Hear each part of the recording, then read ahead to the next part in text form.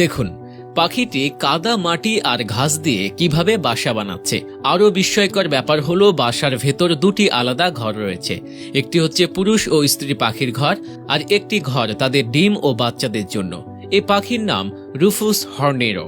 বাসা বানানো শেষে যখন পাখিটি খাবারের সন্ধানে উড়ে গেল, তখন আরেকটি কালো পাখি এসে ঢুকে পড়ল বাসার ভেতর। কালো পাখিটি বেরিয়ে যাওয়ার পর যখন রুফুস হর্নের পাখি ফিরে এলো, তখন ঘটল এক অদ্ভুত ঘটনা। বাসার ভেতর থেকে একটি ডিম বাইরে ফেলে দিল রুফুস হর্নেও পাখি। কিন্তু এই অদ্ভুত কাজটি করার পেছনে রহস্যটা কি?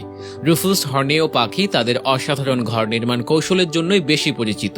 শীতের ঠান্ডা বাতাস কিংবা গ্রীষ্মের প্রখর তাপ, কোনো কিছুই এদের ঘর ভাঙতে পারে না।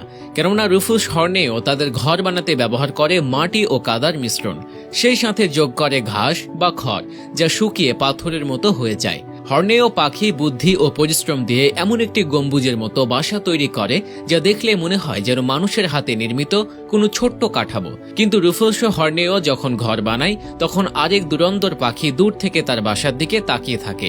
সেই পাখিটি হচ্ছে কাউবার্ড।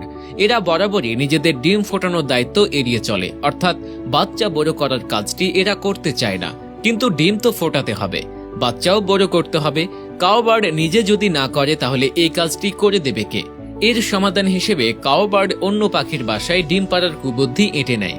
রুফুস হর্নেওর মতো পাখিদের বাসায় কাউবার্ড চুপিসারে ডিম পেড়ে চলে আসে, যেন রুফুস হর্নেও সেই ডিম নিজের সন্তান ভেবে ফোটাতে শুরু করে।